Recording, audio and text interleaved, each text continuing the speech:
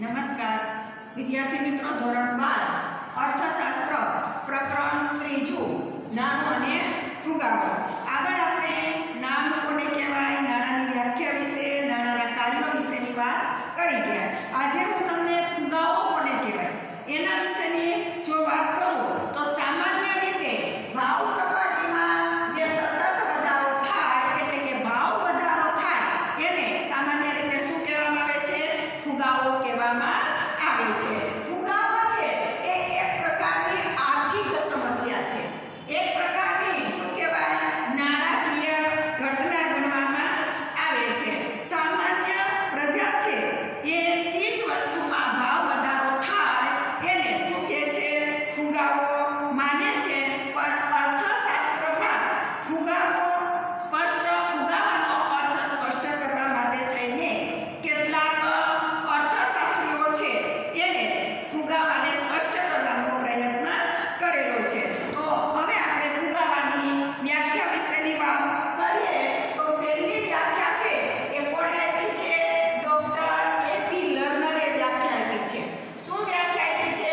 કે વસ્તુના પુરવઠા કરતા તેની વધારે શું થાય છે? વધારે પ્રમાણમાં માંગ થાય તો તે સ્થિતિને શું કહેવામાં આવે છે? ફુગાવો કહેવામાં આવે છે. એટલે કે પુરવઠો છે વસ્તુનો, એના કરતા લોકો વસ્તુની માંગ વધારે કરે છે અને માંગ જ્યારે વધે છે પુરવઠા કરતા ત્યારે સામાન્ય રીતે ભાવ વધે છે. તો આ સ્થિતિને શું કહેવામાં આવે છે? ફુગાવો કહેવામાં આવે છે. બીજી વ્યાખ્યા કોણે આપી છે? ડોક્ટર એસી પીગુએ વ્યાખ્યા આપી છે. એ શું કહે છે કે વાસ્તવિક આવક કરતા કઈ આવક? નાણાકીય આવક છે એ વધારે ઝડપથી વધે ત્યારે શું સર્જાય છે? ફુગાવો સર્જાય છે. તો વાસ્તવિક આવક કોને કહેવાય? કે વસ્તુ કે સેવાના સંદર્ભમાં જે કિંમત રજૂ થાય છે તેને શું કહેવામાં આવે છે? વાસ્તવિક આવક કહેવામાં આવે છે. તો વાસ્તવિક આવક કરતા કેવી આવક વધારે હોય? નાણાકીય આવક છે એ ઝડપથી વધે ત્યારે ફુગાવો સર્જાય છે. સામાન્ય રીતે સર્વસામાન્ય વ્યાખ્યા આપીએ કે ભાવ સપાટીમાં સતત અને સર્વગ્રાહી સતત વધારો થાય. સર્વગ્રાહી એટલે બધા જ ક્ષેત્રોમાં વધારો થાય તો તેને શું કહેવામાં આવે છે? ફુગાવો કહેવામાં આવે છે. જેમાં નાણાંની ખરીદ શક્તિ છે એ સતત શું થતી જાય છે? ઘટતી જાય છે. નાણાંની ખરીદ શક્તિ ઘટે એટલે શું કહેવાય? નાણાંના મૂલ્યમાં ઘટાડો થાય છે ને એમને તમને વાત કરું છું. પછી ત્યાર પછી ડોક્ટર જે એમ કેન્સે વ્યાખ્યા આપી છે. શું વ્યાખ્યા આપી છે? કે ફુગાવાની સાચી સ્થિતિ છે એ સાધનોને પૂર્ણ રોજગારી આપ્યા પછી પણ જો નાણાકીય આવક વધે તો શું સર્જાય છે? ફુગાવો સર્જાય છે. આ વ્યાખ્યા ડોક્ટર જે કેન્સે આપેલી છે. હવે આ જુદી જુદી જે વ્યાખ્યા આપી છે એના આધારે કેટલી તેની લાક્ષણિકતાઓ છે એ સ્પષ્ટ કરી શકાય. હવે એના ફુગાવાના શું આવ્યા છે? લક્ષણો. આ પ્રશ્ન છે એ પણ બોર્ડની પરીક્ષામાં ઘણી વખત 2 માર્કનો પ્રશ્ન પૂછાય છે અને વ્યાખ્યાઓ છે એ પણ 1 માર્કમાં આવી શકે. તો ફુગાવાના કયા કયા લક્ષણો છે? એમાં પહેલું લક્ષણ છે કે ભાવ સપાટીમાં સતત શું થાય છે? વધારો થાય છે, ભાવ વધ્યા કરે છે. બીજું છે અર્થતંત્રના બધા જ ક્ષેત્રોના શું વધે છે? ભાવ વધે છે. કોઈ એક ચીજ વસ્તુના ભાવ નથી વધતા. જેટલા આપણા જે મુખ્ય 3 ક્ષેત્ર છે એ 3 ક્ષેત્રની જે કઈ વસ્તુઓ છે એમાં શું થતો જાય છે? ભાવ વધતો જાય છે. પછી છે નાણાંનું મૂલ્ય એટલે કે ખરીદ શક્તિ ઘટતી જાય છે. ખરીદ શક્તિ ઘટવી એટલે શું? અમારી લો કે પહેલા 10 રૂપિયાનું 10 રૂપિયાનું લીટર આપણને દૂધ મળતું. હવે માની લો કે 50 રૂપિયા આપીએ ત્યારે આપણને 1 લીટર